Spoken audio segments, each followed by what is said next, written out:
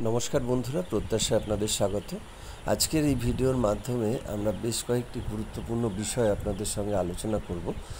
যে আলোচনাগুলো যদি আপনারা শোনেন বা আমাদের পুরো ভিডিওটা দেখেন, তাহলে কিন্তু আপনাদের বেশ উপকারে আসতে পারে। বিশেষ করে যারা নতুন ফার্মিং করছেন, নতুন ফার্ম করতে চান তাদের ক্ষেত্রে। তো দেখুন, একদম প্রথমে যেটা আসি আমরা, ব্রুডিং সিস্টেম, অর্থাৎ যে সময় আপনারা একদম ছোট একদিন বা দুদিনের বাচ্চা নিয়ে গিয়ে আপনারা লালন পালন করবেন, সেক্ষেত্রে কিন্তু এই রুমের টেম্পারেচার বা হিট একটা বড় ভাইটাল বিষয়। তো যার জন্য কিন্তু আপনারা কিন্তু এখানে হিটের ব্যবস্থা করবেন, যেমনটা এখানে দেখানো হয়েছে। দেখুন, এখানে বাল্ব জ্বালানো হয়েছে। তো এটা কিন্তু কোনো ধরনের এলইডি ল্যাম্প লাগালে হবে না, এগুলো কিন্তু ফিলামেন্ট দেওয়া বাল্বের প্রয়োজন, যাতে হিট তৈরি হয়। তো এই ধরনের বাল্ব আপনাদের লাগাতে হবে এবং পাখিগুলোকে কিন্তু একটা গোল সার্কেলের মধ্যে রাখতে হবে। দেখুন, যেভাবে দেখানো আছে এইভাবে গোল রাউন্ড সার্কেলে আপনারা যদি রাখেন, তাহলে কিন্তু পাখির মর্টালিটিটা কম হবে এবং পাখি ভালো থাকবে।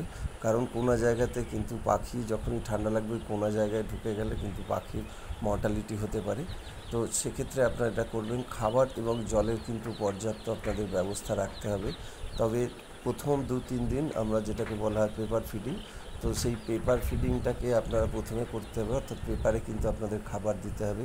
তো যদি ভালো করে আপনারা এই কাজগুলি করেন, তাহলে কিন্তু সুস্থ স্বাভাবিক কিন্তু আপনারা বড় মুরগি তৈরি করতে পারবেন। সেক্ষেত্রে দেখুন, এই ধরনের সুন্দর কিন্তু প্রোডাকশান হবে।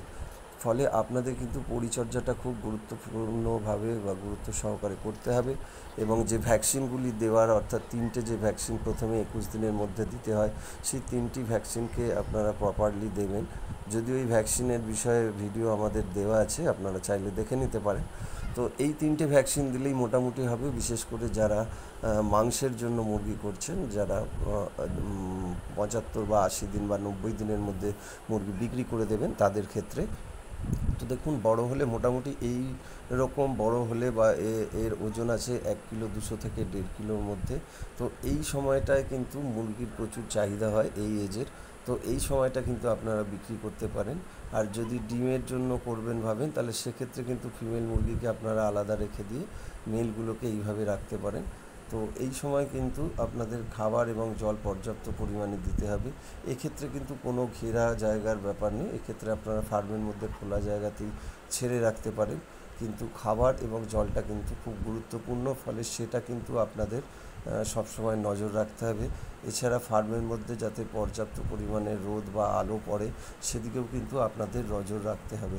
দেখুন, এখানে মেঝে কিন্তু খুব শুকনো আছে, কারণ এখানে কিন্তু রোদ এবং হাওয়া বাতাস খেলছে, ফলে কিন্তু কোনো রকম জার্মস বা রোগ জীবাণু আসবে না। এছাড়াও অনেকে আমাদের কাছে জানতে চেয়েছিলেন যে এই সোনালী মুরগি ছাড়া অন্য কী ধরনের মুরগির চাষ করা যায়। তো তাদের জন্য দেখাচ্ছি। দেখুন, আপনারা এই করকনাথ মুরগির চাষটা কিন্তু আপনারা করতে পারেন।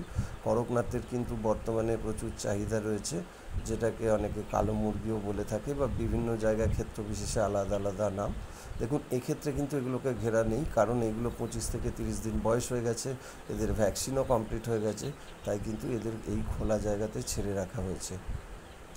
তো আপনারা এই করকনাথ মুরগিটা কিন্তু করতে পারেন। করকনাথ মুরগির কিন্তু বাজার চাহিদা রয়েছে, তবে অবশ্যই আপনারা যেখানেই করবেন তার আশেপাশে মার্কেটে একটুখানি খোঁজখবর নিয়ে তবেই কিন্তু এই কাজটা করবেন, কারণ করকনাথ মুরগি কিন্তু সব জায়গায় সারা বছর সমানভাবে চাহিদা থাকে না। এছাড়াও আপনারা যেটা করতে পারেন করকনাথ বাদে, এগুলো হচ্ছে সিল্কি মুরগি বা ফ্যান্সি মুরগিও অনেকে বলে থাকেন। তো এই সিল্কি মুরগিরও কিন্তু বর্তমানে খুব চাহিদা বাড়ছে। যদিও এটি মাংসের জন্য নয়, এটা খুব সুন্দর দেখতে হয় বলে তার একটা কিন্তু বাজার চাহিদা রয়েছে। তো আপনারা এই সিল্কি মুরগি আপনারা পালন করতে পারেন।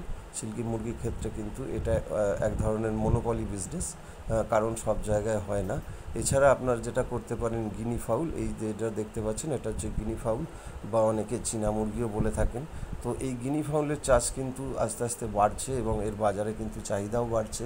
এবং গিনি ফাউল কিন্তু খুব সুস্বাদু খাবার এবং পাখিগুলো বেশ স্ট্রং হয়, অর্থাৎ এদের রোগ ভোগটা কম হয়। ফলে এইটা আপনারা কিন্তু করতে পারেন, এরও কিন্তু বাজার চাহিদা রয়েছে। এছাড়া বর্তমানে আর একটা মুরগির চাহিদাও রয়েছে, সেটা হচ্ছে লাল রঙের যে মুরগিটা হয়, অর্থাৎ এটাকে বলা হয় আড়াইয়ার। এই আড়াইয়ার বা রোড রেড আইল্যান্ড যে মুরগিটা, এই মুরগিটার কিন্তু মার্কেটে খুব চাহিদা রয়েছে, কারণ হচ্ছে মুরগির যত প্রজাতি রয়েছে তার মধ্যে কিন্তু সবথেকে বেশি সংখ্যক ডিম পারে কিন্তু এই আড়াইয়ার মুরগি। তো আপনারা চাইলেই আড়াইয়ার মুরগিটাও কিন্তু চাষ করতে পারেন, বিশেষ করে যারা ডিমের জন্য করবেন। তো দেখতে থাকুন আমাদের ভিডিও, ভালো লাগলে লাইক এবং সাবস্ক্রাইব করবেন।